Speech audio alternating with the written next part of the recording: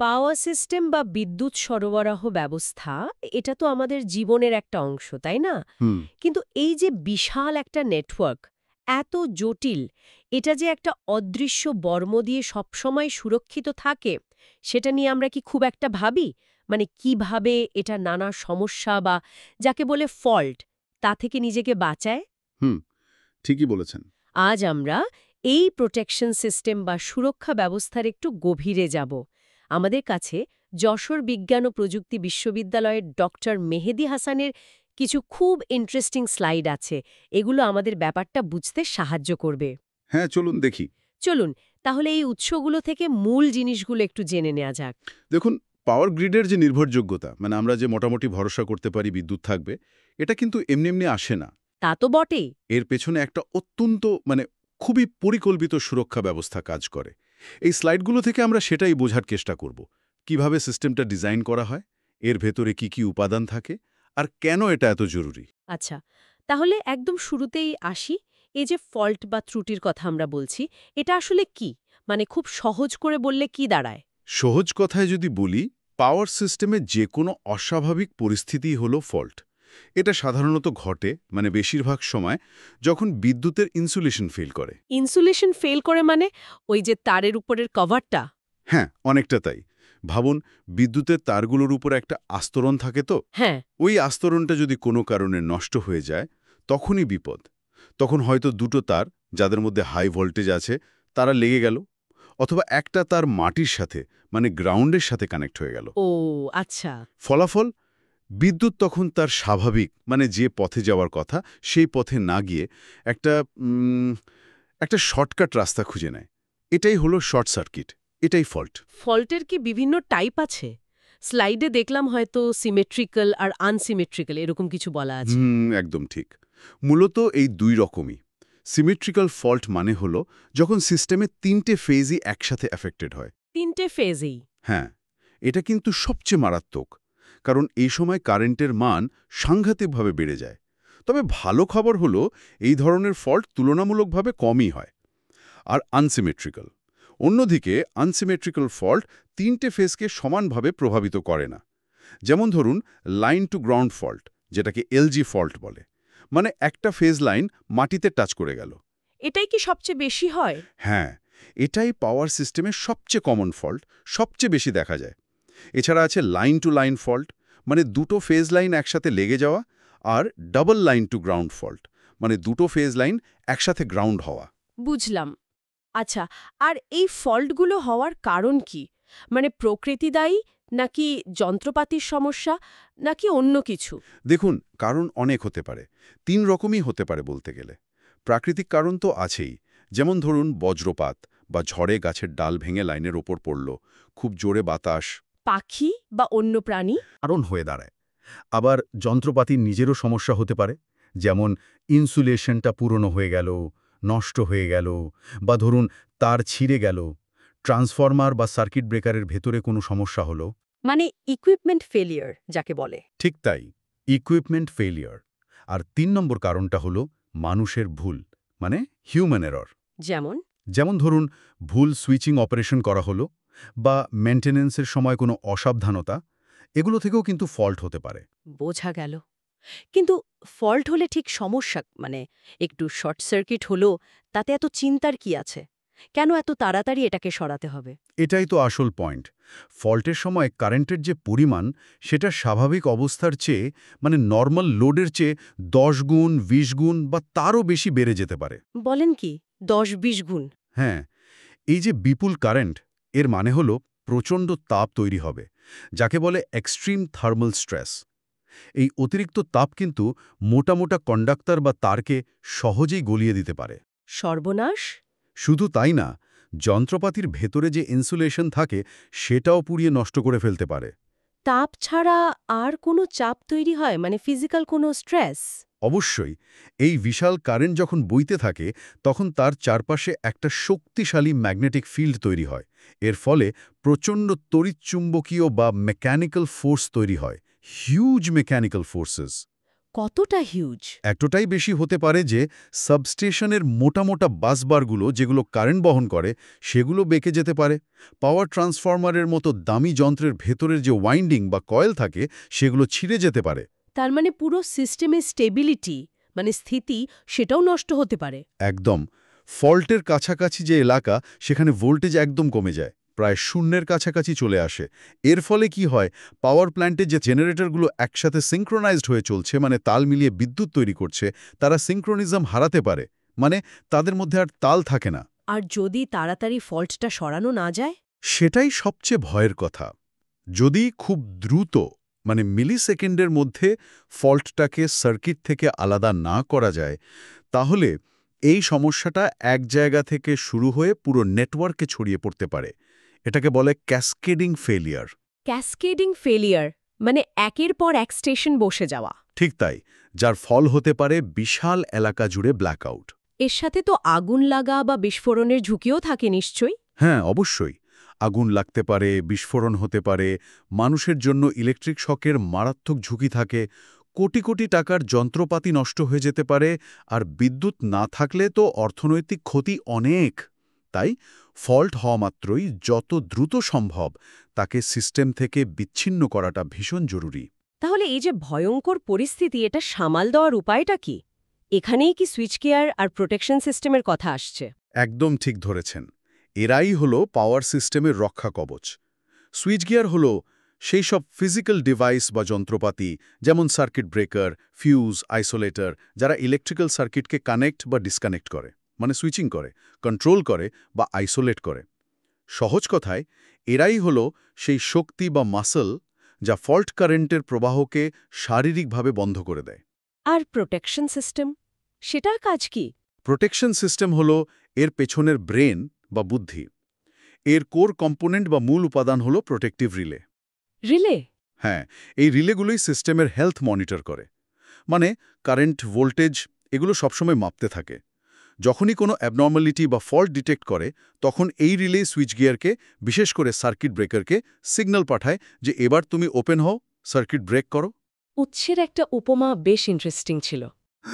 স্লাইডে একটা চমৎকার উপমা আছে। বলছে রিলে হলো আমাদের নার্ভাস সিস্টেমের মতো, যা পেইন বা ব্যথা, মানে ফল্ট, ফিল করে। আর সার্কিট ব্রেকার হলো আমাদের হাতের মতো, যা গরম কিছুতে লাগলে আমরা সঙ্গে সঙ্গে সরিয়ে নিই, মানে ফল্টটাকে সার্কিট থেকে ডিসকানেক্ট করে দেয়। বাহ, উপমাটা সত্যি দারুণ। এই পুরো প্রক্রিয়াটা, মানে ফল্ট হলো, তারপর রিলে বুঝলো, সিগন্যাল দিল, ব্রেকার খুলল, এই পুরো সিকোয়েন্সটা কিভাবে কাজ করে? মূল ধাপগুলো কি কি? দেখুন, প্রক্রিয়াটা বেশ স্টেপ বাই স্টেপ। প্রথমত, পাওয়ার সিস্টেমের কোনো একটা অংশ, ধরুন একটা ট্রান্সমিশন লাইন বা একটা ট্রান্সফরমার, যেখানে ফল্টটা হলো, সেখানে তো কারেন্ট, ভোল্টেজ অনেক হাই। হ্যাঁ, সেটা তো রিলে সরাসরি মাপতে পারবে না। ঠিক, রিলে এত হাই ভোল্টেজ বা কারেন্ট নিয়ে কাজ করতে পারে না। তাই দ্বিতীয় ধাপে আসে ইনস্ট্রুমেন্ট ট্রান্সফরমার। ওগুলো কি সিটি আর পিটি? হ্যাঁ, কারেন্ট মাপার জন্য কারেন্ট ট্রান্সফরমার বা সিটি, আর ভোল্টেজ মাপার জন্য পোটেনশিয়াল ট্রান্সফরমার বা পিটি। এরাই হাই কারেন্ট আর ভোল্টেজকে অনেক কমিয়ে রিলে ব্যবহারের উপযোগী একটা নিরাপদ মানে নিয়ে আসে। ধরুন, হাজার হাজার অ্যাম্পিয়ার কারেন্টকে 5 অ্যাম্পিয়ার বা 1 অ্যাম্পিয়ারে নামিয়ে আনে। আচ্ছা, তারপর? তৃতীয় ধাপে হলো আসল খেলোয়াড়, প্রোটেক্টিভ রিলে। সে এই সিটি আর পিটি থেকে কমানো কারেন্ট আর ভোল্টেজের মানটা পায়। এবার সে এটাকে অ্যানালাইজ করে। প্রত্যেকটা রিলের ভেতরে একটা নির্দিষ্ট সেটিং বা থ্রেশহোল্ড ভ্যালু সেট করা থাকে। মানে একটা সীমানা? হ্যাঁ, একটা সীমানা। যদি রিলে দেখে যে মাপা কারেন্ট বা ভোল্টেজের মানটা ওই সীমানা পার করে গেছে, তখনই সে বোঝে যে সিস্টেমে ফল্ট হয়েছে, আর সাথে সাথেই সে অ্যাক্টিভেট হয় বা অপারেট করে। রিলে অপারেট করার পর কি হয়? রিলে অপারেট করে চতুর্থ ধাপে একটা ইলেকট্রিক্যাল সিগন্যাল পাঠায় ট্রিপ সার্কিটে। এটা সাধারণত একটা লো পাওয়ার ডিসি সার্কিট হয়, যেটা ব্যাটারি দিয়ে চলে। কেন ডিসি? কারণ এসি পাওয়ার তো ফল্টের সময় নাও থাকতে পারে। ঠিক ঠিক। এই ট্রিপ সার্কিটটাই রিলের নির্দেশটা সার্কিট ব্রেকার পর্যন্ত পৌঁছে দেয়।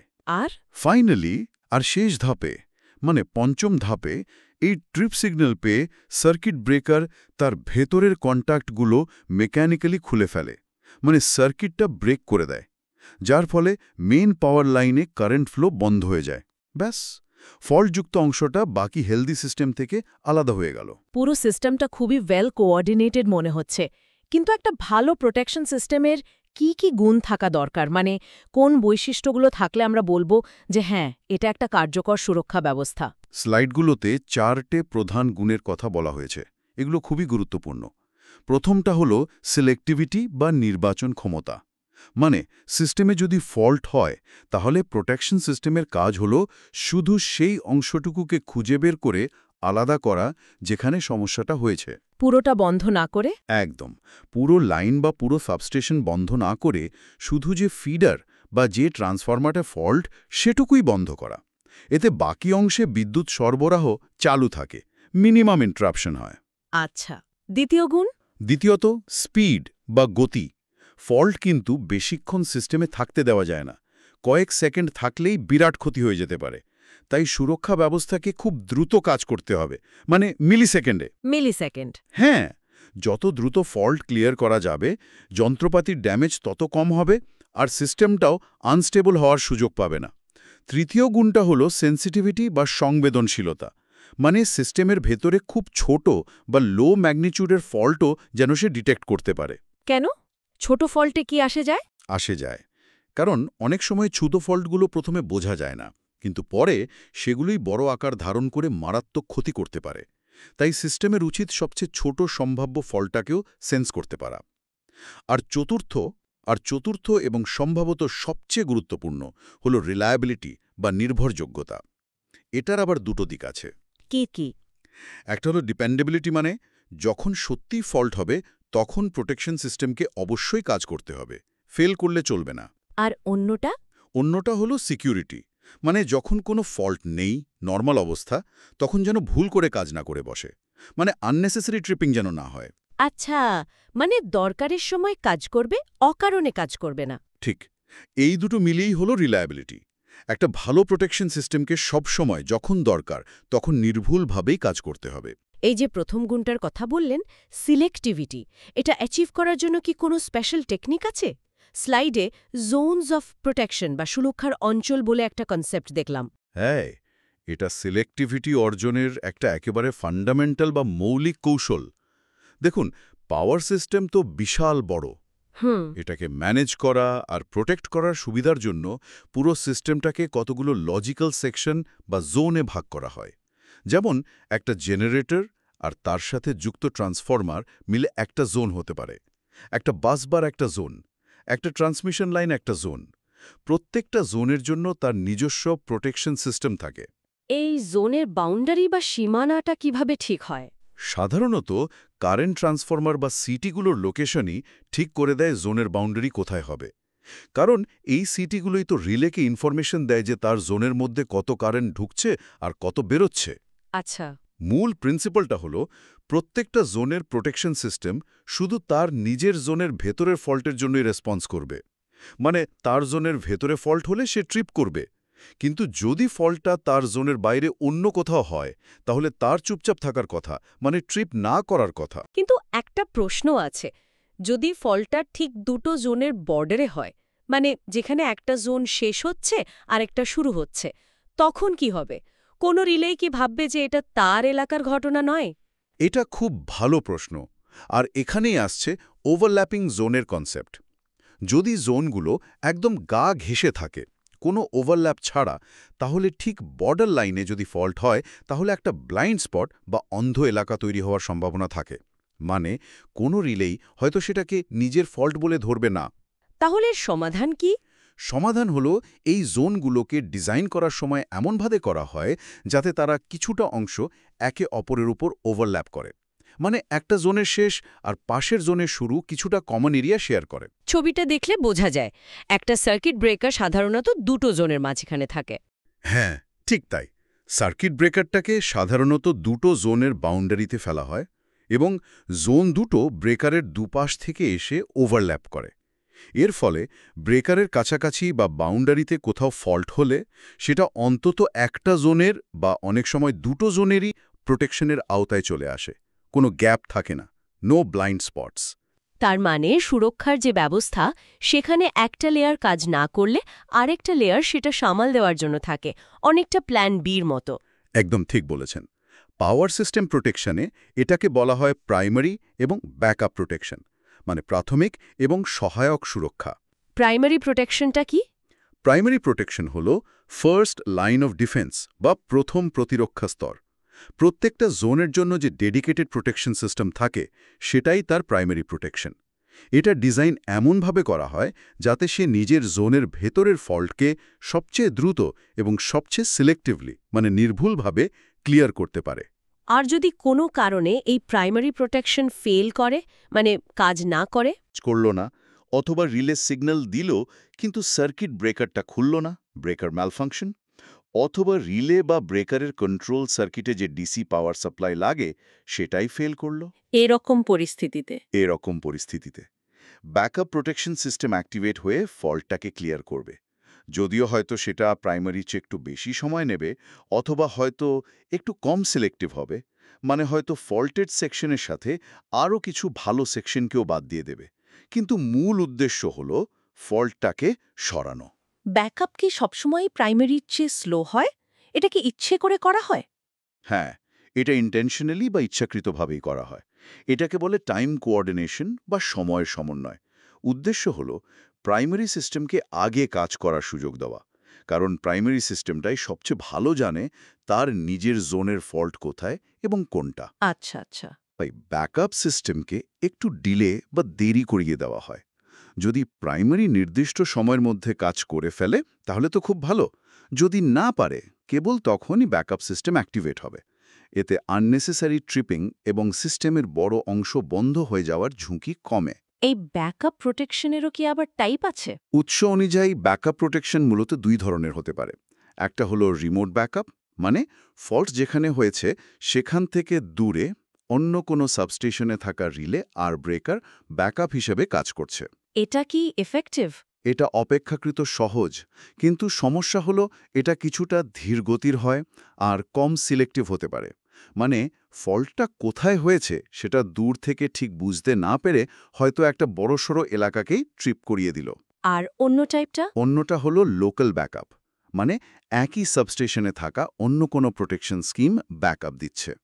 এর সবচেয়ে ভালো উদাহরণ হলো ব্রেকার ফেলিয়ার প্রোটেকশন বা সংক্ষেপে বিএফপি। এটা কিভাবে কাজ করে?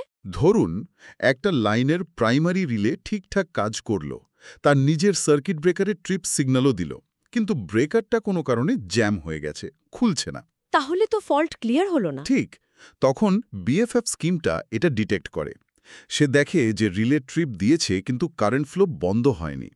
তখন বিএফএফ স্কিমটা ওই ফেল করা ব্রেকারের সাথে বাসবারের মাধ্যমে যুক্ত বাকি সব সার্কিট ব্রেকারকে ট্রিপ করার নির্দেশ দেয়, যাতে ফল্ট কারেন্টটা অন্য কোনো দিক দিয়ে যেতে না পারে, মানে ফল্টটা আইসোলেট হয়ে যায়। লোকাল ব্যাকআপ তাহলে বেশি ভালো? হ্যাঁ, লোকাল ব্যাকআপ সাধারণত রিমোট ব্যাকআপের চেয়ে ফাস্টার এবং বেশি সিলেক্টিভ হয়। আচ্ছা, এই পুরো আলোচনাতেই রিলে শব্দটা বারবার আসছে।